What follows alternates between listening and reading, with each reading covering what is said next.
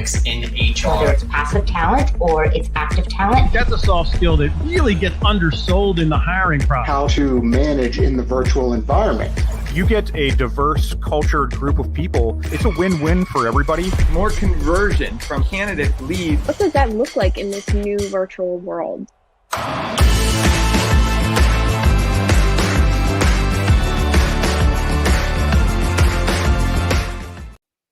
Hey everyone, welcome.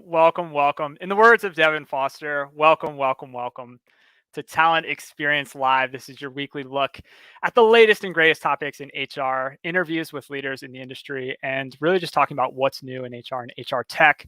In the past few weeks, we had a couple of great episodes. We hope to continue the trend. We had Ben Eubanks on, I think 2 weeks ago. That was a really great episode. Check that one out. We also had Kevin Grossman on from the Talent Board. That was last week. And we have over 50 episodes in the backlog that you can go check out. Check those out on YouTube, or you can check them out on our blog at phenom.com. Check it out. So many great episodes that you can check out. We have recaps too. So if you just want to get kind of the cliff notes, you can go do that too. We have clips too. So if you just want to see the highlights, you can go check out the highlights. If you're used to seeing Devin Foster, our typical host here at 12 p.m. Eastern, on Thursdays, unfortunately, you're stuck with me. My name's Tom Tates. I'm also from Phenom on the product marketing team here. And I'll be filling in for Devin, who's not going to be here today. I promise I will do my absolute best to fill his shoes, but I will caveat that by saying that he's pretty tall. He's like a foot taller than me. So I'm not sure I'm going to be able to fill his shoes, but I'll do what I can, right? Every Thursday at 12 p.m. Eastern, I want you to tune in on YouTube or LinkedIn. We're also on Facebook and Twitter as well. We cover everything that you need to know, all things talent experience. This is the place to be. Definitely check it out, bookmark it, put a calendar reminder in Google Calendar or whatever app that you use so that you can come here and check it out. We cover everything from recruitment, talent acquisition, talent management. And honestly, I haven't hosted this show in a long time. So Devin's been doing such an amazing job hosting. And I'm just blown away by the guests that we've been able to get week after week. We just continue to get really fantastic guests. So definitely bookmark it, come back, check it out.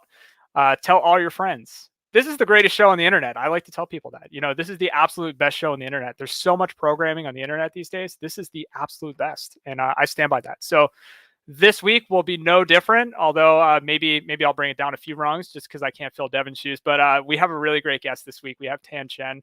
He's one of our product managers, and he specializes in all things artificial intelligence. And he's going to join me for a conversation really around hiring for diversity and inclusion. And we're going to talk all about bias. We're going to talk all about bias in HR tech. This is one of those critical conversations that's happening right now in our space. And it is absolutely, just super important to get educated. So as a practitioner, in marketing as a practitioner, and it's no different than if you're a practitioner in HR, I always like to say that your technology needs to be working for you and not against you, right? Your technology needs to be working for you and not against you. And anytime you're fighting with the technology, it's really challenging to get the outcomes that you're looking for. And with artificial intelligence, machine learning, automation, if these things feel like a black box to you, if you just don't really understand them, you're not quite sure how they work, it's really difficult to make sure that the outcomes are what you want, that you're seeing the results that you want from engaging with this technology. So in just a few minutes, Tan's going to come on and he's going to drop some knowledge. He's going to educate us on how these things work, what to look for when building a more inclusive candidate and hiring experience. And we're all going to walk away, myself included, just slightly more educated than we were before we started. So stick around. This is going to be a great episode. But before we do that, let's sound off in the comments. I'm always curious where everybody's tuning in from. So if you're watching us live on LinkedIn or YouTube, just shout out in the comments. Let us know who you are, where you're tuning in from. I always like to say I work for the internet. I work for a global company. That is super exciting because what I get to do is I get to engage with people and just connect with people from all across the globe, which is really exciting. Phenom is a global company. I get to work with people who are based out of the Netherlands, Germany, Canada, UK, like super, super exciting. So chime in on the comments where you're tuning in from. I see Laura, I see Christina dropping in a couple comments here. Laura's excited for this topic. She's excited for this conversation. Christina as well. Very, very awesome. Yes, such an important topic, especially in today's landscape. And we're going to dive deep into it. So before we really jump into it, and again, if you're a longtime viewer of Talent Experience Live, you know that we always like to kick things off with a quick icebreaker question. And today, I happen to have school on my mind. Right, I'm really in a school mindset. Not just because Tan's going to come on and educate us, right? But I have 3 young kids, and they just can't stop talking about the first day of school. They are so eager to get started in just a couple weeks here. So what I want to do in the comments today, and I see Monica, Chelsea, Caitlin, John, people are tuning in from Minneapolis, Philly suburbs, Philadelphia. Welcome. I want everyone in the comments to just give a quick shout out to your favorite teacher. Now, this can be any teacher. We can go all the way back to elementary school. We can talk about your favorite high school teacher or college professor, but I just want you to give a quick shout out, just who that teacher was.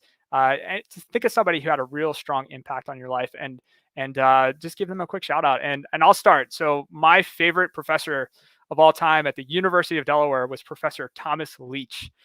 He was, I believe, a Harvard graduate, and he taught me a course called the Animated Cartoon. No lie, this is a course. I took it over a summer session where I got to sit and watch cartoons. And my parents questioned what I was going to college for and what I was investing those hard-earned dollars towards. Got to watch cartoons with a Harvard grad, and I had to write, 10 to 15 page papers, these massive papers on films like The Little Mermaid. Yes, Disney's classic, The Little Mermaid. I wrote a 15-page paper on it. So give a quick shout out to your favorite professor. And, one of the things that we'll do here, again, is keep up that theme of education, because we're going to bring Tan on. And we're going to cover an important topic, as I mentioned, if you're just tuning in, why your AI tech is biased and what you can do about it. So without further ado, join me in welcoming Tan to the show. Again, product manager here at Phenom, and we'll jump right into it.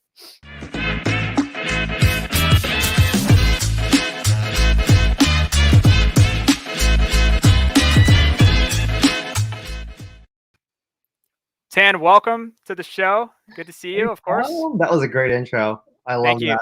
That was amazing. So you're not going to get away from the icebreaker question. I have to ask you, who is your favorite teacher or favorite educator? We have a couple of comments here. We have Christina, who says a math teacher from high school, Costell. John is third grade teacher going all the way back, Mrs. Hogsett. And Caitlin had mentioned Mrs. Frank in the 8th grade. Hated math, but she somehow made it enjoyable. Those are the best teachers, right? So if you hate artificial intelligence, if you absolutely hate artificial intelligence, Tan's going to make it enjoyable, right? So Tan, who was your favorite educator? Who was your favorite teacher? I would have to say it would have to be Professor Viviane Després, who was my French linguistics teacher and introduced me to the wonderful world of linguistics taught in French. Oh, wow. Awesome. Yeah, it was definitely one of those moments where I was a terrible French student in high school, and then I just decided in college to take this class, and I was just thrown right in, and I was like, I think I need to learn French now in order to actually understand what she's saying. Yes. Yes. It seems to me that you're not shy of those types of challenges, Tan. You like to jump right in. Yeah. What was your native language? Native language? I guess I'm a native English speaker. Yeah. So I guess fun fact, so can't tell, I have a Chinese name. I was born in China. So I guess my first language was Chinese. But I would not consider Chinese my native language anymore. I would consider English as my native language. Awesome. And you are multilingual, right? I guess so. I got some Chinese, got some French, got some English. Yeah. Awesome. Good to hear. Got some Python. Yeah. Yes. There are multiple languages in the world of artificial intelligence and engineering. Tan, I'm super excited. We're going to cover a pretty deep topic today. And honestly, we're really just going to scratch the surface, but we're going to do our absolute best. I would love to know, kind of before we start talking about bias, right? Before we start talking about bias in HR tech and artificial intelligence, I think that bias as a word, right, is a word that means a lot of different things to a lot of different people, right? So it's probably a good idea, from your perspective, maybe from artificial intelligence's perspective, how would you define bias? Like when you talk about bias, what are you talking about? That's funny you mentioned that, because it's actually a strict definition of bias from artificial intelligence perspective, which is actually not helpful at all to anybody who's outside of of AI. But it's fundamentally thinking about in terms of what are the patterns in the data, and it's not even like a good thing or a bad thing. We actually say in data science, we say that all data is biased. That's actually what you want. You're looking for that bias. You're looking for that pattern. You're looking to. It's not just noise. It's not just zeros everywhere. You're looking for that bias. So actually, in artificial intelligence, bias is actually, you even call it a good thing. Yeah, and I think when we talk about bias, especially bias in hiring, it's a loaded word. Like we almost talk about it in a very negative way. We want to eliminate bias, right? Or we want to decrease bias in hiring and in talent acquisition. And is that from a tech perspective or from an artificial intelligence perspective, is eliminating bias, because you see a lot of vendors out there who are saying we can help you eliminate bias, and is that even a goal? Like, is that even a case where we can actually achieve that, or do we even want to achieve that? I would guess I would quantify that with saying you want to eliminate social bias. Okay. So for example, we might say that some bias is good, because let's say that you want to be biased towards giving people jobs that are in their preferred location. Like that's a bias. Like Yeah. you want to bias toward that, right? Like you want to satisfy people's preferences. Skills, skills, background, exactly. Exactly. Or interest, and if people are interested in something, you want to your machine learning algorithm and models should be biased towards that, right? Like that's the goal that you want. You want them to nudge closer to that. So when you define social bias, how are you defining that? Yeah, so I mean that's also quite loaded, but I think a lot of people, especially people listening to this, right? This is the type of bias that you guys are concerned about. Like, is there gender bias? Is there sexism? Is there ageism? Are you biased towards older people or younger people? Are you discriminating against minorities or people with disabilities? And I think this is where bias gets its kind of loaded connotation, because as humans we're naturally biased. Like we bring a certain level of bias when we're making decisions, right? When we're evaluating candidates, and I think that that's part of the challenge, right? Is as humans, it's hard for us to even step back and identify those biases. We almost have to train ourselves, to do that. So how are we leveraging artificial intelligence, at a high level, to help augment that or support that in reducing some of that social bias? Like how can we start to do that? Well, I think that's the first misnomer. Actually, artificial intelligence doesn't actually help you reduce bias. It helps you.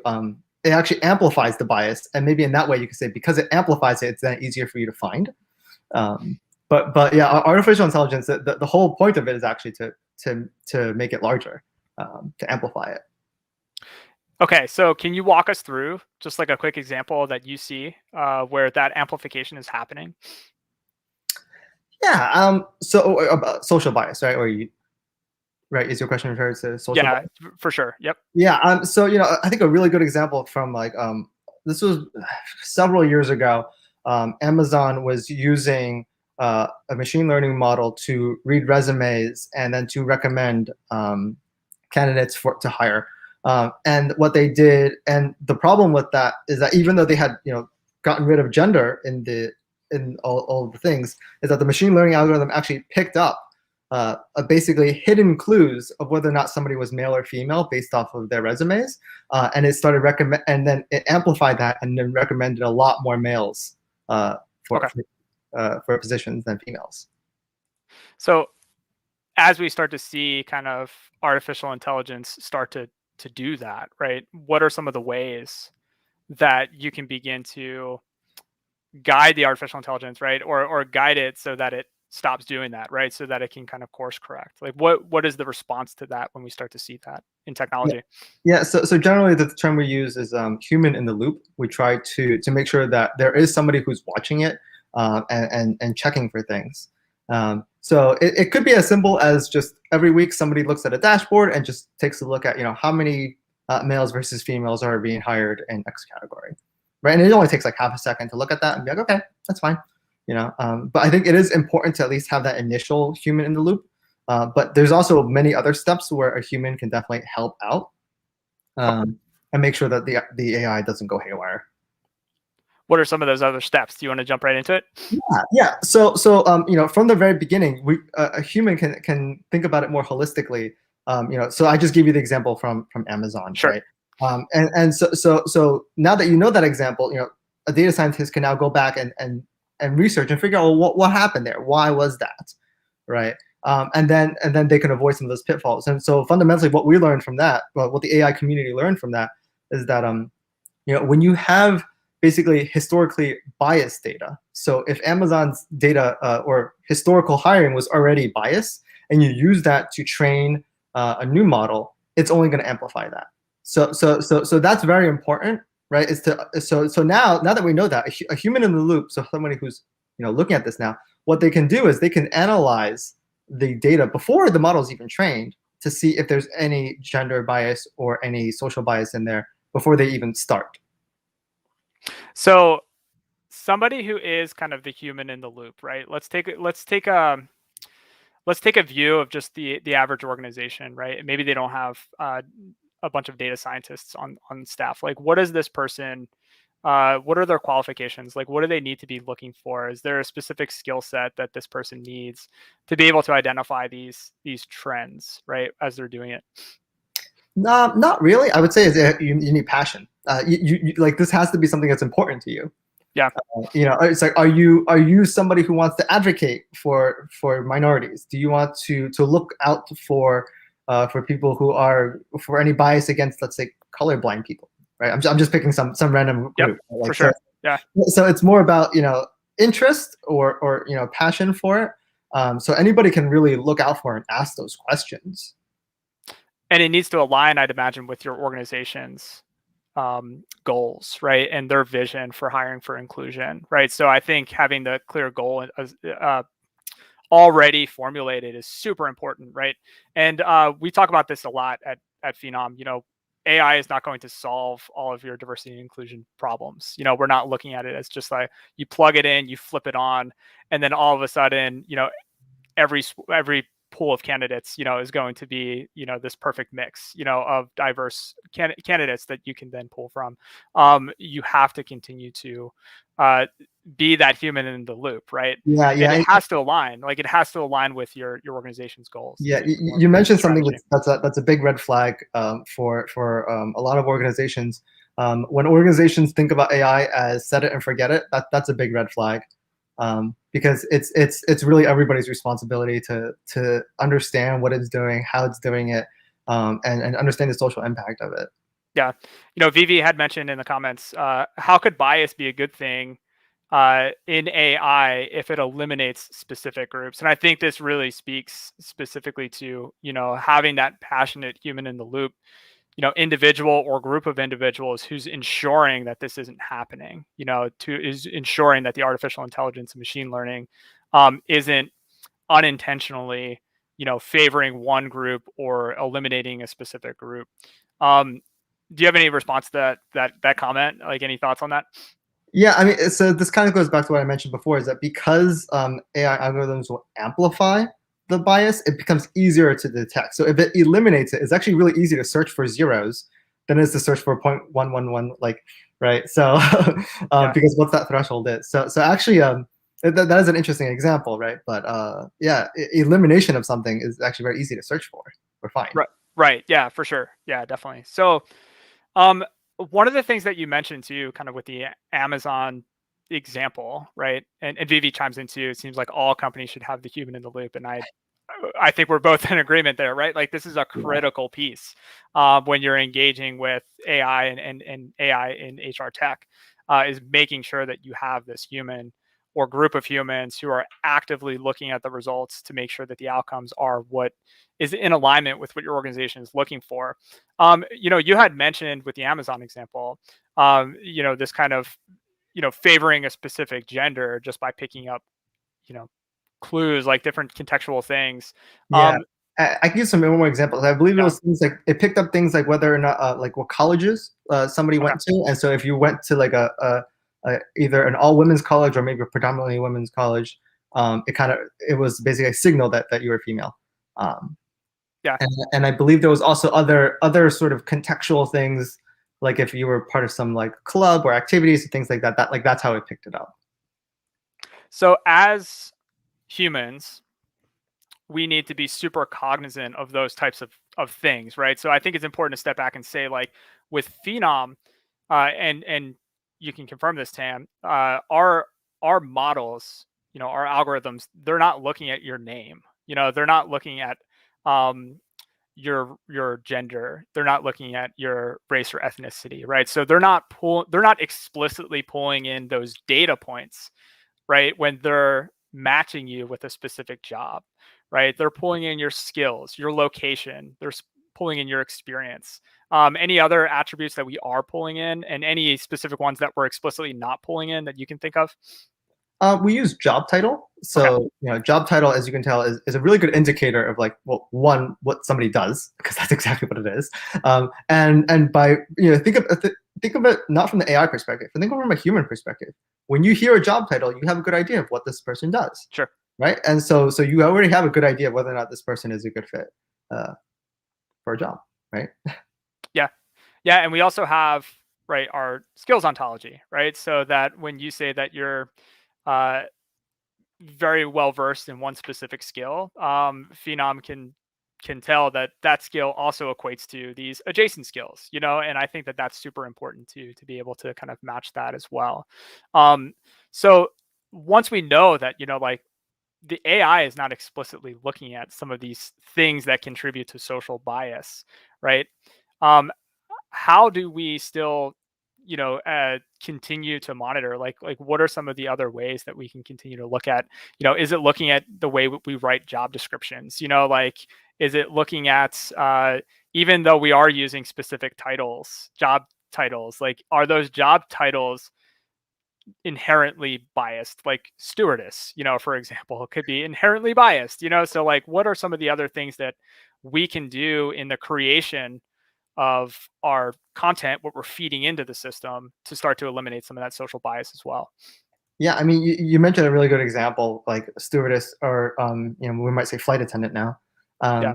And that's actually a really good example because the English language does evolve and does change, and our social norms change with them.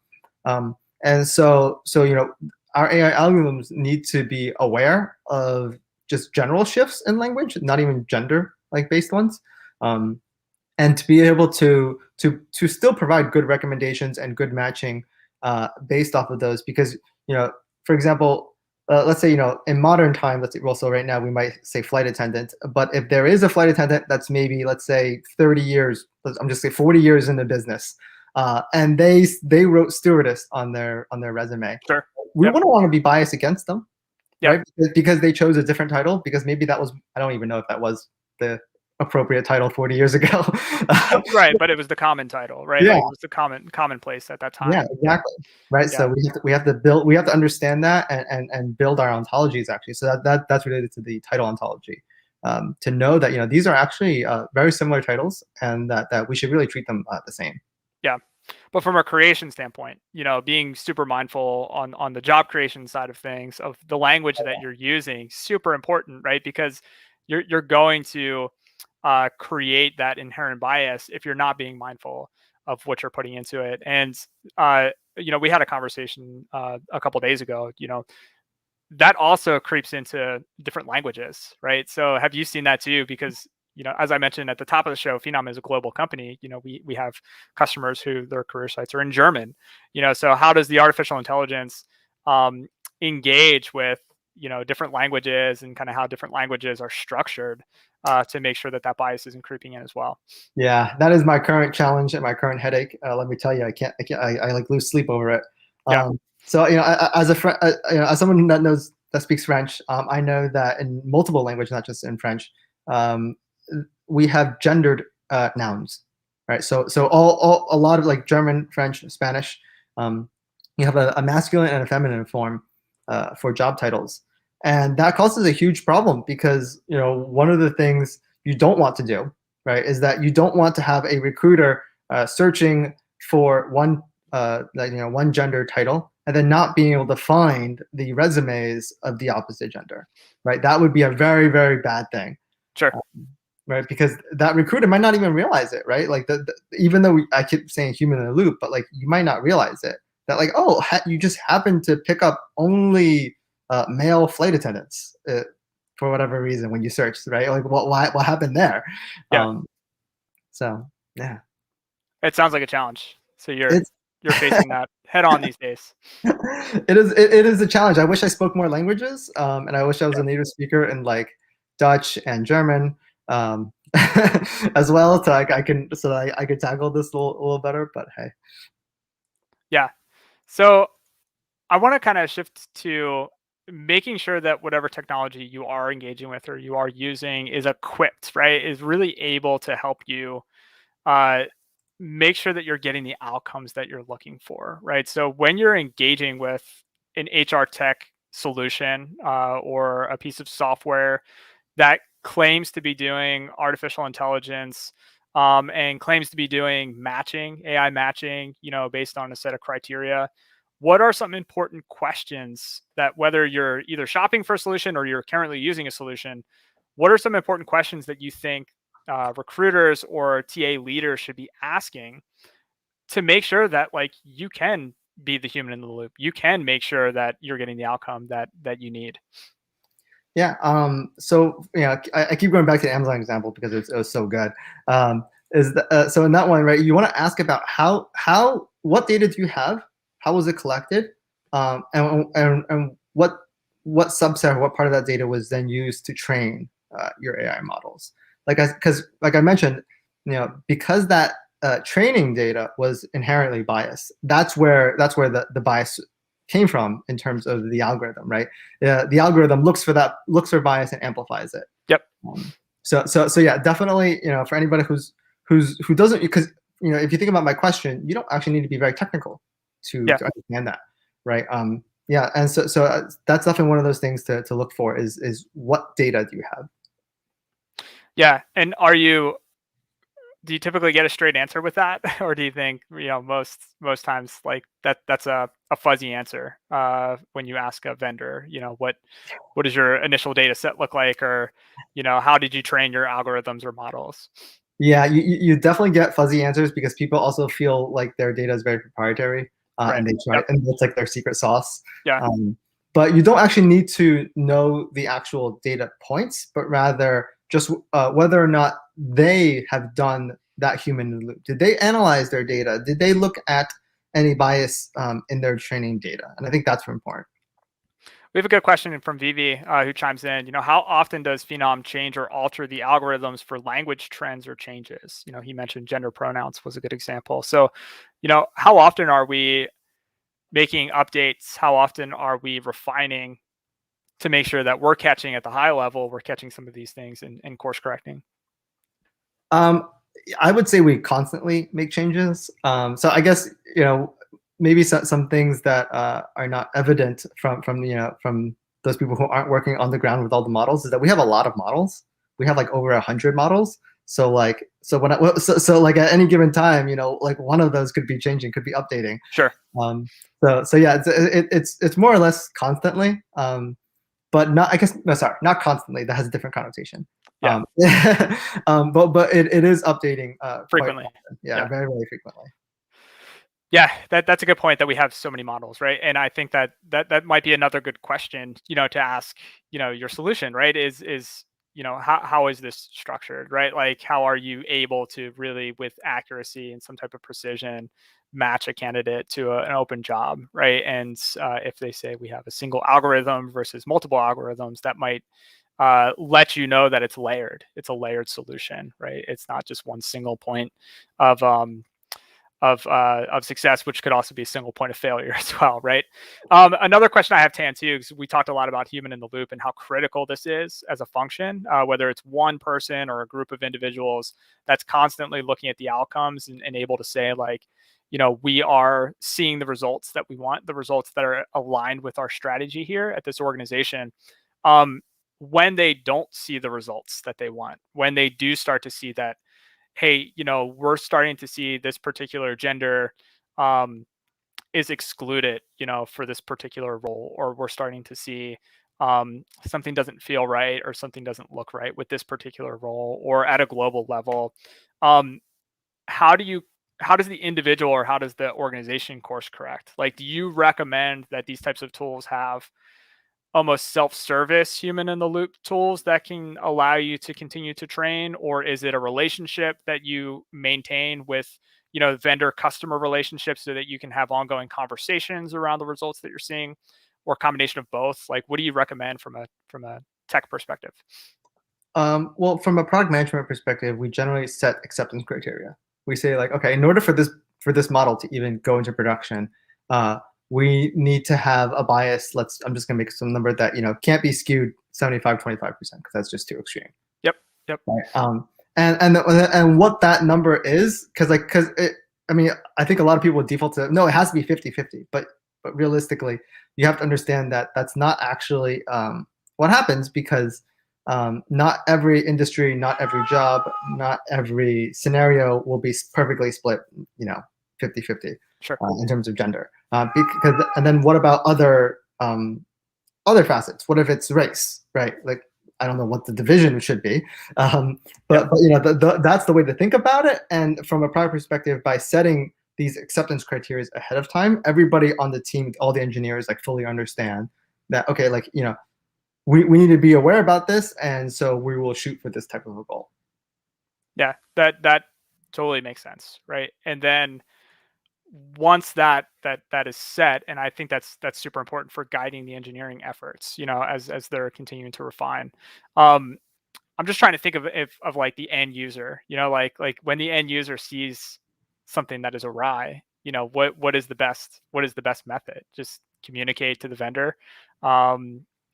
Do you have like thumbs up, thumbs down, like this doesn't look good, like some type of toggle within the application so that you can continue to send those signals? I get lots of support tickets. Yeah. And that's a good, but that's a good way, right? Like that's a good way it is. to really continue to make sure that all eyes are on the algorithm in terms of, is it producing the results that we need? Yeah, and it's also really important that actually people do raise these issues. No system is perfect. There's always edge cases, and so if you do see something, it is important to raise that as an issue, as a bug, so that the respective product managers can understand that and really quantify, how important some of these issues might be. Yeah. If you're just tuning in today, we have Chen from Phenom here. He's joining us. He's a product manager here, and he focuses on all things artificial intelligence and machine learning. Our topic today is why your AI tech is biased and what you can do about it. That's what we're talking about. If you have any questions about artificial intelligence and machine learning, feel free to sound off in the comments. We'd love to cover some of your questions. I have just 1 or 2 questions left in, so we'll start to wrap things up, but would love to take some questions from the audience if you have them. Tan, is there any other hot topics in hiring for diversity and hiring for inclusion as it pertains to AI and machine learning that you're facing or that you've been working towards lately? Yeah, so I already mentioned the sort of the gender issues. Sure.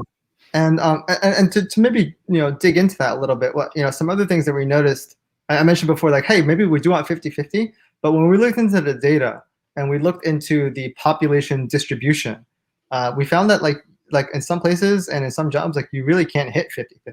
Sure. Like, it's not reasonable. So for whatever reason, if you live in an area where it's heavily skewed to one gender for your specific job title, it's kind of unrealistic for HR or for senior leadership to actually set diversity goals. So I think that's one thing that people need to be aware about, is that if you're going to set these goals, great, but have some data behind it and figure out like what would be a realistic goal. Yeah, there's not one kind of golden set of numbers that you can apply to every single geographic location for every single job, right? And I think that's another area of opportunity, right, for big data, right, is to be able to look at different data sets of different areas for different job positions and kind of see what the results look like. So is that an area that you frequently think about or look into, is kind of what are the what are the trends that are happening for specific types of roles, whether it's frontline roles or kind of knowledge worker roles? Like, are you kind of looking towards, how can we analyze big sets to be able to see kind of like what is the level set, where are we today versus where can we go? Yeah, definitely. Like I mentioned, before we train our models, we want to understand what data we are using to train it. So we always take a look at that. We call it exploratory data analysis, right? So that's when when we are given a data set, when we have a data set and we're about to train our model, that's not actually the first thing we do. We don't just train our model blindly. Like, we first actually spend a lot of time analyzing the data, looking at the distribution of the data, looking at all the attributes, and trying and understanding it, right? That's the human in the loop, to fully understand what we have, so that we can have a good idea of where to go forward. What would you say, of all the things you're working on right now? You mentioned a couple things, but of all the things that you're working on in artificial intelligence as it pertains to HR tech, what are you most excited about? Because I know how passionate you are about this particular topic. What are you most excited about? Oh man, so many things. What am I most excited about? I guess for me, like, I'm really excited where the future is going. And I think there's a lot of advancements in natural language processing right now. For example, OpenAI had released GPT-3 as a service like a year ago, and to see where that has come has been just amazing, and kind of creepy a little bit. So some people might find that creepy, but I feel like there's definitely a lot of potential going into the future. And the fact that we even have these conversations, right? Like right now, you and I are talking about bias and AI. I think this is what's going to be really good. It's not going to be like where, I think in the past, sometimes people got too optimistic about technology and they overused it, or they used it incorrectly. And there wasn't really any oversight or any sort of guardrails. But the fact that we are even having this discussion is like a sign that, we're optimistic, but cautiously optimistic about it.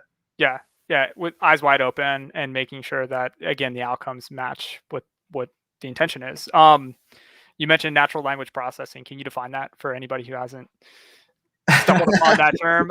Yeah, we can spend another 30 minutes, right? But in a quick so we generally define natural language processing as the ability for a computer to consume and process natural human language, and it could be text. Some people might even consider voice and speech as part of that. Although at Phenom we just handle text data. Sure. And then after that processing, it's also about extracting information and extracting knowledge out of that, and then to understand that to sort of power our application.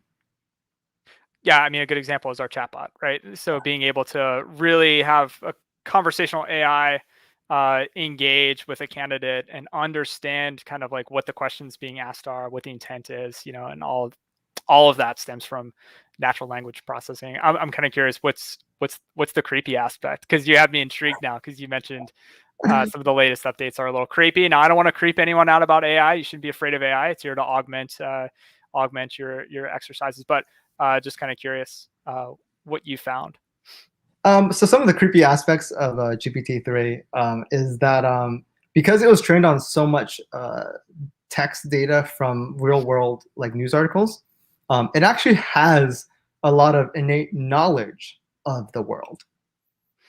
So like it knows that like, hey, the Andes Mountains are in South America, and like they most likely speak Spanish, so therefore somebody there most likely would have this name, and Okay. it's like oh, like that, it's all probability based, but the fact that it can retain knowledge like that and then actually use that knowledge is kind of creepy.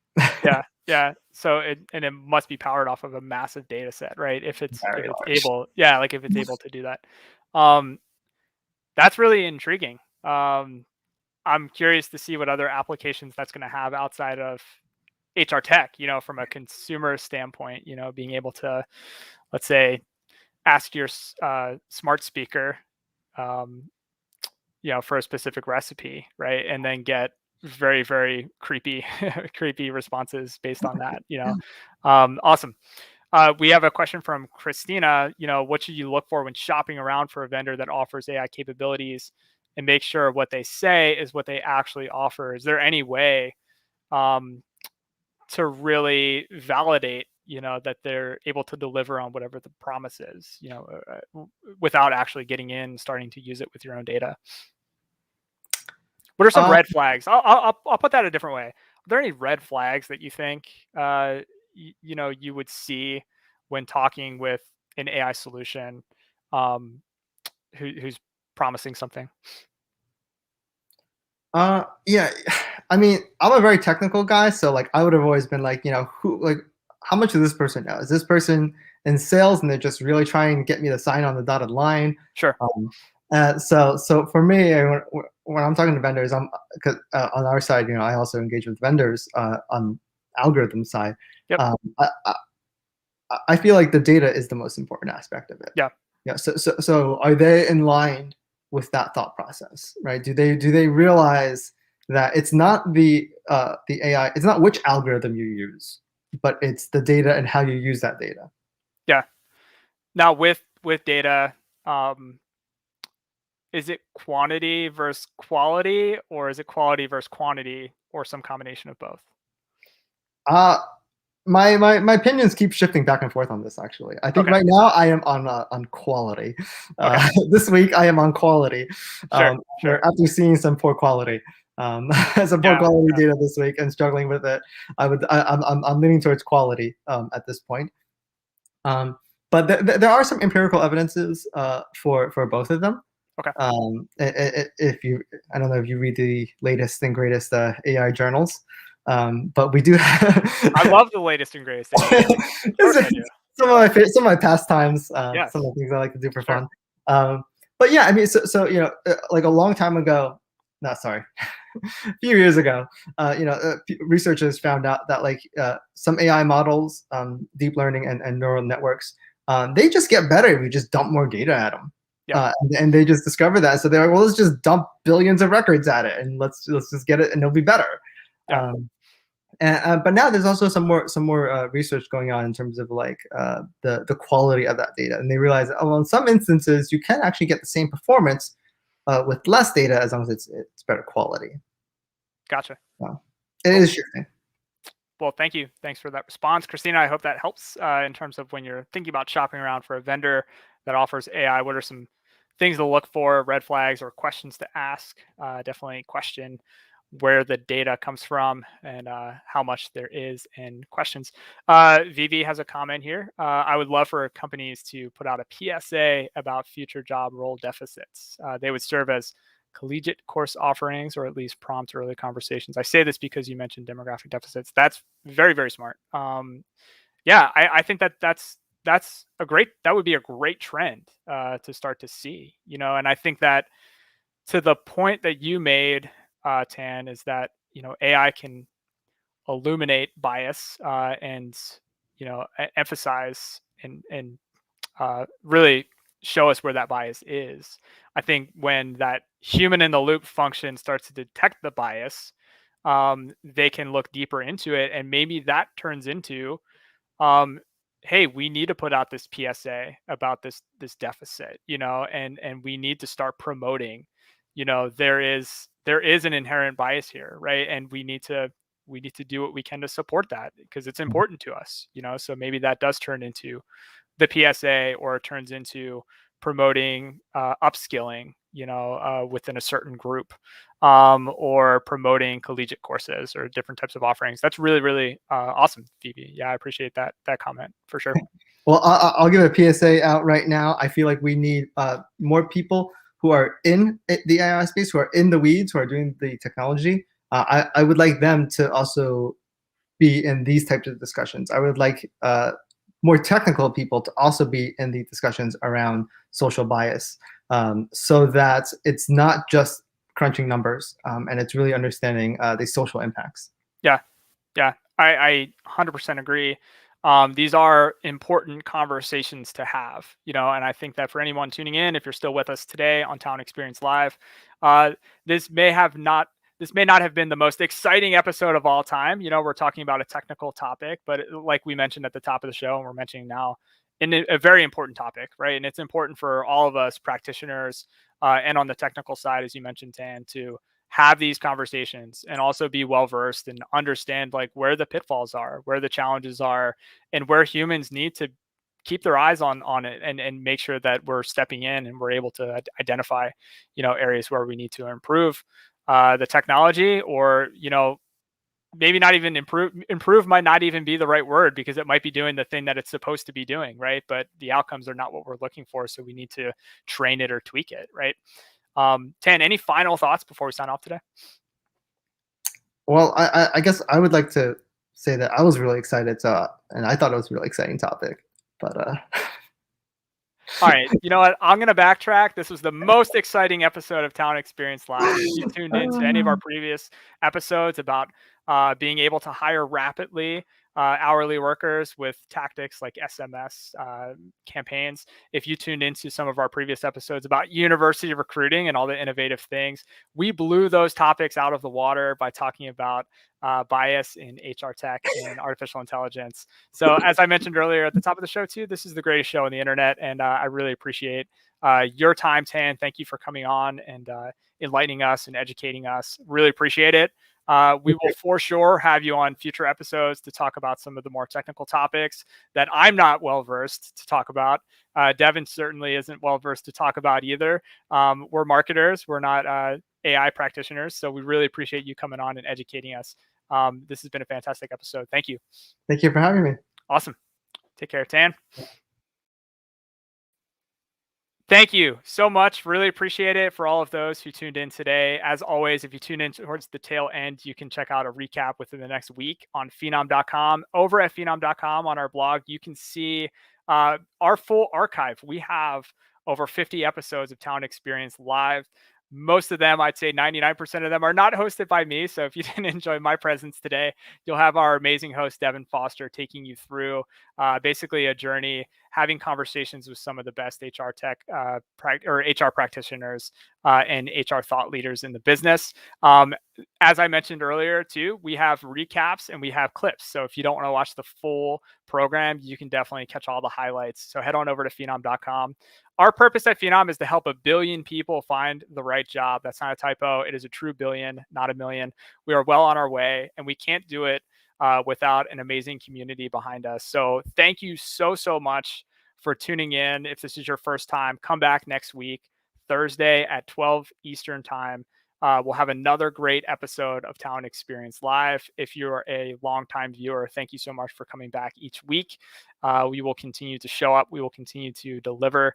And just want to thank you again. Thanks for your time and attendance. Hope that you have a fantastic week and a fantastic weekend. Stay safe out there, and we'll see you next week.